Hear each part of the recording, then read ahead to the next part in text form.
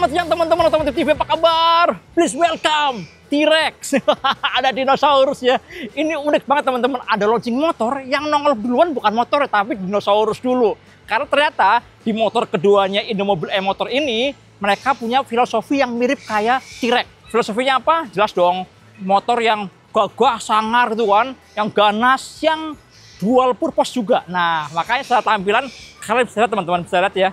Tampilannya lebih berotot untuk kalian, sangar, kotak-kotak.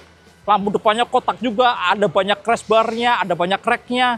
Ini mirip banget kayak motor-motor penjajah, motor-motor adventure, cuma bedanya ini adalah skutik dan pakai penggerak listrik teman-teman. Nah, di motor kedua ini secara harga gokil sih. Ini motor pakai penggerak motor listriknya 3 kW, baterai 2,45 kWh, top speednya sampai 80 km per jam, jarak tempuh 110 km, dijual cuma 25,9 juta. Gokil ya. Harga yang menarik banget teman-teman. Secara konsep juga suka teman-teman. Ini bisa jadi pilihan ya buat kalian yang biasanya nih pakai Honda ADV, kepengen adventure ringan gitu ya, yang pengen overland, motocamp gitu misalnya, tapi pakai penggerak listrik. Salah satunya pilihannya adalah si Tirano ini teman-teman. Nah, kita akan sama-sama lihat ya detail-detailnya. Dengan harga segitu, dapat apa sih? Pihak Indomobil e-motor mengklaim motor ini motor dengan teknologi yang paling lengkap, paling canggih di Indonesia. Masa sih? Yuk sama-sama kita lihat detailnya ya. Kita lihat dari bagian depan dulu deh. Dari bagian depan, stangnya pakai stang telondol, telanjang, tapi di sini dikasih windshield ya, masih kecil, biar tampilannya lebih padat teman-teman. Turun ke bawah, nih, bodinya gede di bagian sini ya. Ini besar banget, sampingnya ini kayak bulky gitu, depan juga ada lampu 2, ini mirip kayak motor-motor Bahareli gitu kan. Cuma yang asik di bagian atas ini dikasih rack teman-teman, ada rack sini. Rack ini diklaim bisa bawa barang sampai 50 kg. Jadi di motor ini memang banyak banget aksesoris yang besi-besinya ya. Bukan cuma crash bar ini doang, tapi juga ada penyimpanan barang juga teman-teman. Kita mungkin ngomongin storage dulu, keren kali ya. Storage-nya nih, pertama nih ada rack ini nih. Rack ini bisa dikunci kayak gitu teman-teman, jadi kalian bisa bawa barang di sini. Ini kekuatannya 50 kg. Terus yang di bagian samping ini ada set rack juga nih, kanan kiri masing-masing 30 kg. Dan back rack-nya ini bisa 40 kg teman-teman. Bayangin. Totalnya berapa tuh? 100-150 kilo ya. Kalian bisa bawa barang 150 kilo di truk-truk yang udah disiapkan nih teman-teman. Kemudian di depan ini lanjut ya. Ini ada crash bar di sini, melindungi lampu. Terus yang samping sini juga ada teman-teman. Dan ini bukan cuma pajangan ya, tapi dia bener-bener terikat rangka. Makanya diklaim tetap kuat. Kemudian spanduk depannya teman-teman, ini mirip kayak motor trail ya, tapi versi pantatnya. Jadi mirip kayak motor-motor supermoto lah ya. Jadi bagian depannya agak ngelebar dikit, bagian sampingnya tipis kayak gini. Kemudian suspensi depannya dia diklaim lebih panjang daripada Adora ya. Tapi kalau tabungnya nggak terlalu panjang teman-teman, cuma segini doang. Nah ini di atas dikasih karet gini. Ini bukan cuma melindungi as biar kawang barat, tapi juga bikin tampilannya mirip kayak motor-motor dual purpose. Kemudian rodanya teman-teman, rodanya dia pakai ring 12 inci, 110/70, udah pakai pelek casting wheel, tubeless juga. Ini banyak pakai Yuan Xing dari China kayaknya banyak ya. Kemudian di speknya lumayan gede teman-teman, ini sekitar 220 atau 240 mm. Kalipernya pakai 2 piston kayak gini. Dan ini remnya sudah pakai kombi brake ya. Jadi kombi brake yang hidrolis, depan belakang pakai cakram, sekali ngerem bersamaan gitu. Lanjut teman-teman, ini bagian yang paling banyak teknologinya di sini. Teknologi ya. Keren banget di tampilan panel indikatornya. Indikatornya ini warnanya mencolok banget ya, TFT deh teman-teman. Dan ini sudah touchscreen. Nih. Tuh, asik kan? Tapi sebelum ngomongin touchscreen-nya kita lihat dulu deh. Ada apa aja? Di sini ada speedometer, ini ada riding mode-nya ya, riding mode-nya ada 3, ada comfort, ada sport, ada eco. Kemudian ini ada indikator untuk konsumsi listriknya teman-teman di sini. Kemudian yang bagian tengah ini namanya inclinometer. Jadi bisa mengukur kemiringan derajat motornya waktu lagi belok teman-teman, lagi belok kanan kiri. Di sini akan kelihatan. Sama-sama kita miringin yuk. Tuh kan, miring kan. Oh, coba ke kiri. Cuma emang harus digas ya, kalau nggak digas dia nggak mau miring teman-teman, harus digas dulu. Oh enggak nih, tuh selama rodanya muter dia akan gerak ya. Jadi mirip kayak di MotoGP lah, kita bisa lihat line angle kita berapa kemiringannya gitu kan dari bagian tengah ini. Mungkin kalau pegadaian nggak terlalu penting, tapi ya lumayan lah, ada gimmick di bagian tengahnya gitu kan. Kemudian di tengahnya ada sun ready, artinya sudah bisa digas. Di tengahnya ada D, artinya drive ya, udah bisa jalan. Ada odometer, ada trip meter, ada voltase baterainya teman-teman. Dan ini ada tombol buat ngeplay si musiknya ya. Jadi kalau kalian udah konsisten musik bisa ngatur lewat sini nih mengoperasikannya. Di bawah ada kapasitas baterainya teman-teman. Oke, lanjut. Kita langsung lihat ini nih.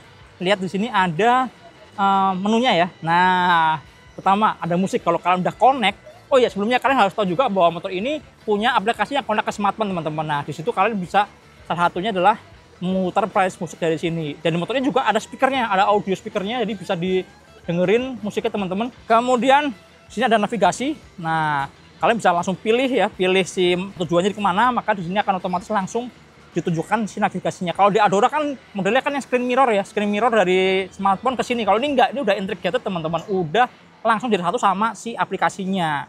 Kemudian di sini ada informasi-informasi, ini ada buat mirroring ya, kalau misalnya kalian mau mirroring juga masih bisa. Kemudian ini ada diagnostic tool. Nah, dengar nggak? Dia bisa ngomong kan? Ada suaranya kan? Karena motor ini emang ada speakernya teman-teman. Jadi kalau misalnya kalian mau dengerin musik pun dia bisa langsung dengerin di motornya langsung gitu. Itu ada setting teman-teman, ada setting buat jam, buat bahasa, atau juga buat koneksi ke smartphone-nya pakai WiFi gitu. Cakep sih, cakep banget teman-teman. Secara fitur di sini ya. Kemudian fitur-fitur yang lain nih, yang lengkap juga ada di sini nih. Ini ada tombol buat fast beam. Ini ada cruise control, asik. Jadi kalau misalnya kalian lagi jalan nih ya, udah mirip kayak mobil-mobil nih. Cruise control ini teman-teman, kalau kalian lagi jalan di atas 15 km per jam, terus kalian tahan ya, ini kalian tinggal pencet aja ya, kita pencet. Nah, maka secara otomatis tuh lihat, ketahan kan?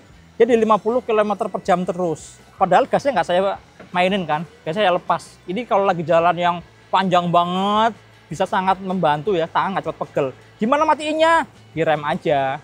Direm maka secara otomatis ya, langsung balik ke mode yang harus dibuka gasnya pakai throttle kayak gini teman-teman. Kemudian di bawah ini adalah pilihan untuk regeneratif brake-nya.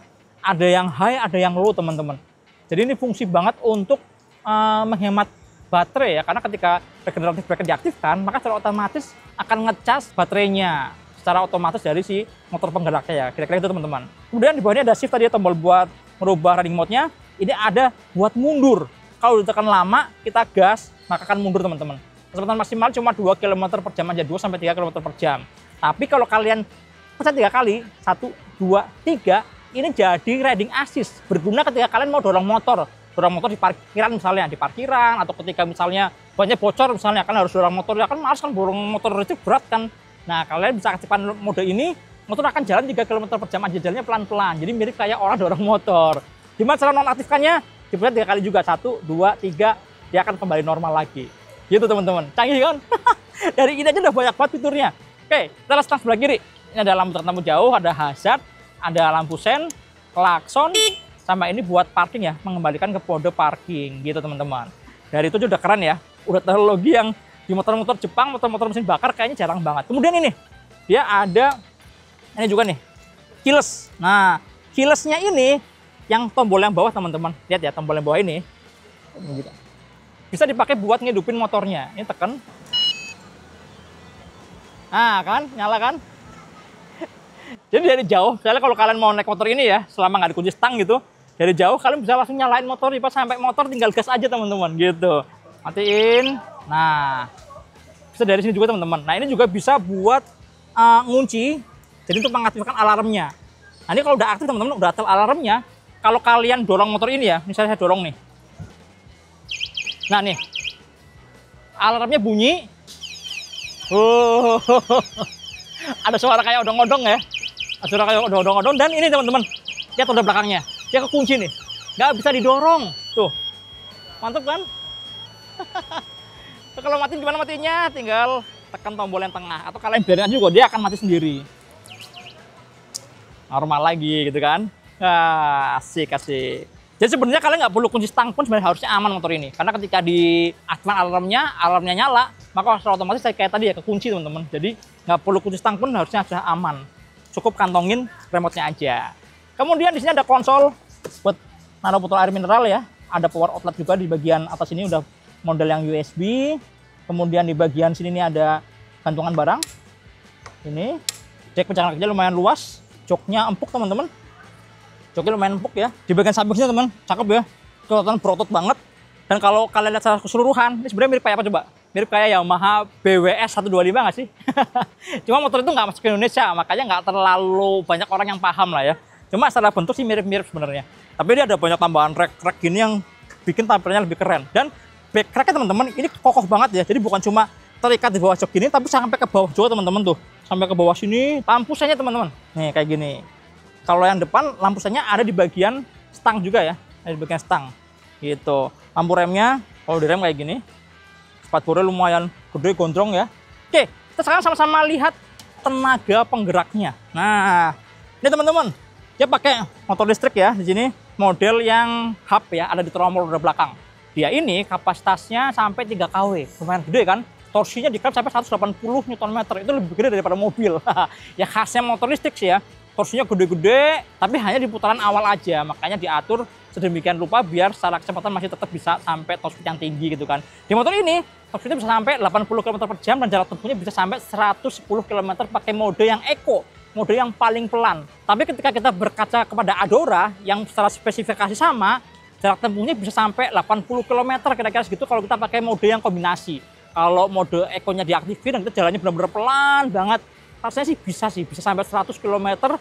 Cuma ya rasanya malah berbahaya ya karena terlalu pelan gitu kan. Kalau di dalam komplek mungkin masih oke lah. Itu kalau buat jalan raya sih kalau saya nggak rekomendasi, lebih baik pakai mode yang comfort atau sport sekalian biar kecepatan kita sama kayak motor-motor kebanyakan. Kira-kira gitu teman-teman. Ini penggeraknya. Kemudian ini ada baterainya. Baterainya di bawah sini. Nah, ini chargernya teman-teman. Chargernya kayak gini. Tuh, ini chargernya. Mirip kayak si Adora juga. Sama kayak gini. Baterainya ada di bawah sini. Ini harus dibuka. Ada di sini teman-teman. Ini udah IP67 ya. Jadi kalau misalnya kena air, nggak masalah teman-teman. Kemarin udah Joy buktikan di video yang sebelumnya. Nyemplung ke kubangan sampai kelelep air, baterainya aman-aman aja. Dan ini ada penutupnya. Jadi kalau misalnya kalian mau naruh barang juga lebih nyaman ya di sini. Ini ada colokan buat ngecasnya di sini teman-teman. Gitu. Kemudian bagaimana dengan reading impresinya? Pertama saya mau ngomongin ini dulu nih. Ngomongin tinggi joknya ya. Ini lumayan tinggi sih. Ini mirip kayak duduk di Vario. Tingginya mirip-mirip kayak gitu. Saya 165 cm agak digit dikit. Cuma masih oke lah ya. Kalau kaki turun satu sih aman teman-teman. Terus yang saya suka joknya lebar ya. Lebar, empuk, tebel juga. Kemudian ruang kakinya lumayan lega. Stangnya ini tinggi nih. Tinggi jadi punggung bisa tegak. Kemudian ujung stangnya juga akan kok ke belakang dikit ya. Jadi lebih nyaman. Khusus yang kalau menurut saya sih oke. Ini asik buat riding teman-teman. Udah gitu dia pakai model flat deck ya. Kalau kayak Honda ADV kan dia ada punuk sini tankinya. Nah kalau flat deck kayak gini anaknya kalian bisa bawa barang taruh di tengah sini. Kalau misalnya kalian lagi mau jalan-jalan nih, mau camping misalnya, kalian bisa taruh tenda atau barang-barang lain, tas, carrier gitu taruh di bagian tengah sini. Handlingnya ini kerasa lincah ya. Jadi biarpun dia pakai roda yang gede-gede, gedut, lebar-lebar, tapi rasanya dipakai buat meliak-meliak masih oke teman-teman, masih kerasa lincah juga. Biarpun kalau secara motor ini sebenarnya nggak enteng-enteng banget sih, ini lumayan agak berat sih teman-teman. Ini beratnya mirip-mirip kayak beratnya Vario kali ya. Kemudian suspensi, karena ini baru jalan nggak terlalu jauh teman-teman, dan jalannya lumayan bagus, jadi nggak terlalu kerasa ya, masih nyaman-nyaman aja. Mungkin nanti kita akan buktikan ketika dipakai di jalan off-road misalnya, semi-semi off-road gitu ya, seperti apa, karena memang secara konsep motor ini kan motor yang dual purpose gitu kan. Cuma kalau kalian lihat di bagian depan, tuh, ketan empuk sih ya. Ketan empuk dan ketan jarak mainnya panjang. Ini sih harusnya lebih panjang daripada jarak main suspensi depannya Adora. Kalau yang belakang saya juga masih nyaman teman-teman. Tuh. Cuma dipakai buat nikung di sebelah kiri. Ini gampang banget nyangkut yang ini nih. Tengah-tengahnya ya bagian sini nih, ini gampang banget nyangkut. Sendirian kita nyangkut apa kalau berdua gitu kan. Kalau belok ke kiri, kalau ke kanan sih relatif aman teman-teman gitu. Kemudian responnya. Nah, ini ada sedikit beda kalau dibanding sama Adora. Di awal kita buka gas itu rasa lebih smooth, lebih halus gitu ya. Naiknya juga lebih halus teman-teman. Mode eco, comfort sampai yang sport semuanya mirip-mirip sih. Cuma saya belum nyobain seberapa kencang kalau dipakai buat top speed ya. Tapi minimal feelingnya ada improvement di putaran bawah di awal kita buka gas, rasa lebih enak, lebih smooth. Paling itu sih yang bisa kita rasain di awal naik si Tirano ini teman-teman gitu. Kita cobain ya. Top speednya coba. Top speed kalau lagi statis ya coba. Di semua riding mode-nya. Dari yang eco nih yang paling pelan. Ini statis. Bisa 38 km per jam teman-teman. Kemudian yang comfortnya bisa sampai 56 km per jam. Nah yang sport bisa sampai 80 nih. Coba ya. Set. Oh ya 85 tuh. Mantap. Padahal ini kondisi baterainya nggak bener-bener full ya. Udah cuma tinggal 2 bar aja teman-teman. Tapi masih bisa sampai 85 km per jam. Oh ya, di motornya juga ada traction control system teman-teman. Jadi kalau roda belakangnya yang overpower ya, atau lewat jalan yang kita kira licin, slip ya, roda belakangnya slip, maka secara otomatis tenaganya akan dikurangin. Jadi mirip kayak di Adora juga buat safety, mantap. Oh ya, di motornya juga ada namanya hill start assist. Jadi mirip kayak di mobil ya, ketika kalian berhenti di tanjakan, biar nggak melorot, kalian cuma tinggal tekan rem selama 3 detik. Nah, setelah itu dibuka, motor akan ketahan teman-teman, nggak akan melorot. Nah, kalau mau jalan tinggal digas lagi. Keren kan? Oke teman-teman, kira-kira itu review kita ngomongin si Tirano. Wah, T-Rex-nya Indomobil e-motor gitu kan. Motor ini 100% diproduksi di Indonesia dan TKDE-nya, kandungan lokalnya udah 50% teman-teman. Jadi sudah setengah dari motor ini, setengah dari bagian motor ini diproduksi di Indonesia. Sisanya ya impor ada di mana-mana gitu kan. Terutama di tenaga penggerak sama kelistrikannya gitu. Gimana menurut kalian? 25,9 juta dapat motor listrik yang tampangnya sangar banget ya. Gagah, garang gitu kan. Aduh, ini oke sih. Sebuah gebrakan lah ya, terobosan gitu kan.